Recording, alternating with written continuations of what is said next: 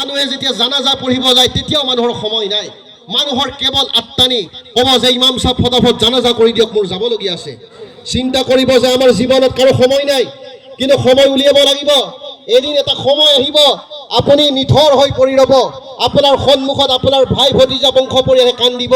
আপোনাৰ টকা পইচা দৌলত খা সম্পত্তি দুনিয়াত পৰি ল'ব আপোনাৰ নিজৰ ভাই ব্ৰাদাৰ আহি আপোনাৰ কাৰণে কান্দিব আপুনি নিথৰ বাবে আপোনাৰ শৰীৰটো পৰি ল'ব আপোনাৰ ল'ৰা ছোৱালী আপোনাক চাই কেনে কান্দিব কিন্তু নাকান্দিব বুলি আপুনি কাকো আপুনি বাধা কৰিব নোৱাৰিব সেই সময়টো আপুনি কেনেকৈ কটাব মোৰ দুনিয়াৰ তাকত মোৰ দুনিয়াৰ চহৰত ক'ত গ'ল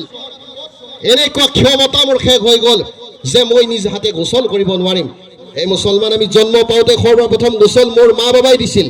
আন কোনোবাই দিছিল আজি মৃত্যুৰ পিছত মোৰ অন্তিম গোচলো মোক কোনোবাই দিব লাগিব মোৰ ভাই ভতিজাসকলে দিব লাগিব মোৰ ওচৰ চুবুৰীয়াসকলে মোক দাঙি ল'ব লাগিব তেওঁলোকে মোক কান্ধত ল'ব লাগিব তেওঁলোকে মোক কবৰস্থানত লৈ যাব লাগিব তেওঁলোকে মোৰ জানাজা আদায় কৰিব লাগিব সেইজন খুছ নসিব হয় যাৰ জানাজাত লাখ লাখ মানুহৰ সমাগম হৈছে যাৰ জানাজাত মানুহ আহি সমাগম হৈ জানাজা পঢ়িছে তেওঁৰ কাৰণে দোৱা কৰিছে সেইজনেই হৈছে সেইখিনি দৌলত আপোনাৰ জানাজাত